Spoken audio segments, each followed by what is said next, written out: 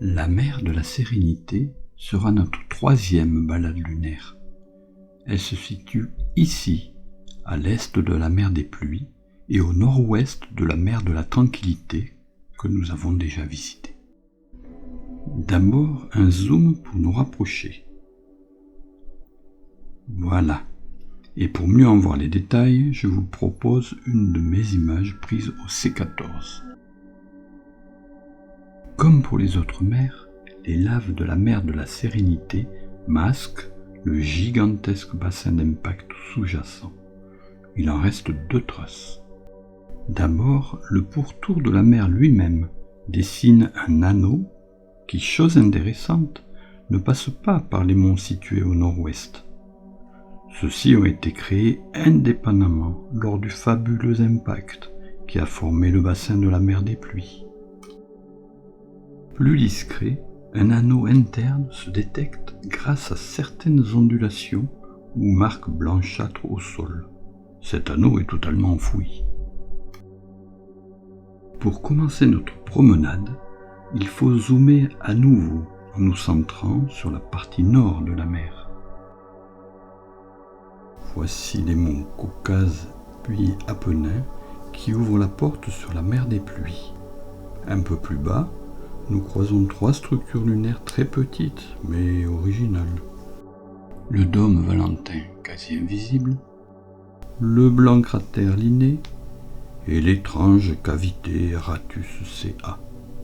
Sur le versant oriental, c'est le grand cratère Posidonius qui attire l'œil, ainsi que la dorsale Smirnov. Le cratère Le Monnier a failli disparaître sous les laves. En remontant le rivage occidental, on remarque le très beau cratère Ménélos et ses brillants éjectats blanchâtres, ainsi que le plus petit cratère Bessel au sein de la mer. Constitutifs de l'anneau principal, des monts Haemus semblent bien délabrés.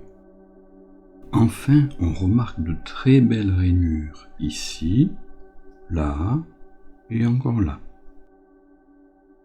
Reste une zone externe à la mer, comme un ensemble de taches marines. On les appelle des lacs. Ce tour d'horizon terminé, intéressons-nous à ces différentes structures. Afin de mieux les voir, il nous faut encore nous rapprocher. Le dôme Valentin est à peine visible sur mon image. Il s'agit d'une structure volcanique d'à peine 100 mètres de hauteur. Même la caméra de la sonde Elro a du mal à le révéler sous cet éclairage. C'est un bon défi pour un observateur lunaire. Un peu plus bas se trouve le blanc cratère Linné d'à peine 2,4 km de diamètre. Personne n'en parlerait si, en 1866, l'astronome Schmidt n'avait signalé un changement de son apparence. Un nouveau cratère aurait-il pris sa place ? Il n'en est rien.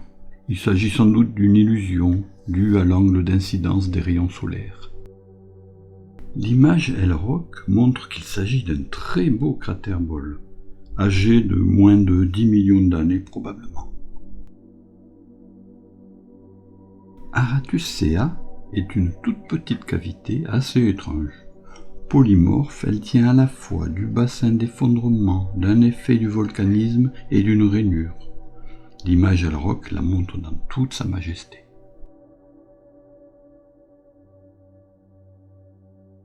Dirigeons-nous à présent vers de grandes structures facilement accessibles au petit télescope. Vedette du bord oriental, Posidonius est typique des cratères à fond fracturé. On remarque une jolie craquelure qui dessine un cercle interne presque complet. Les laves ont failli complètement inonder son arène et l'on voit un interstice où elles ont pu facilement se faufiler.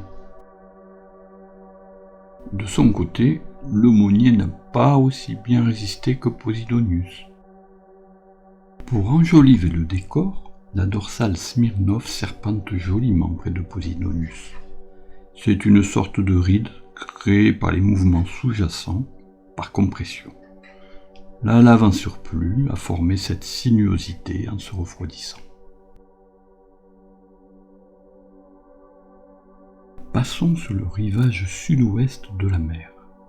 Nous retrouvons les cratères Ménélos et Bessel, ainsi que les monts Émus, constitutifs de l'anneau principal du bassin. Portons plutôt notre intérêt sur de belles craquelures.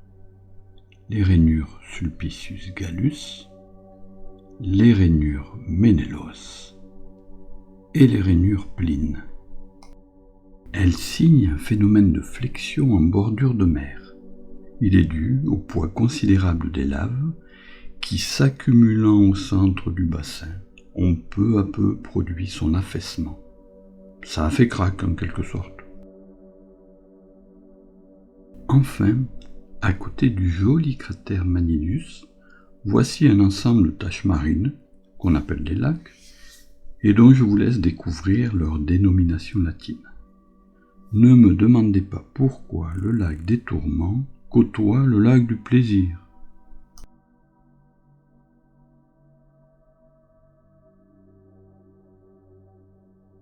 Voici la fin de notre promenade au sein de la mer de la Sérénité.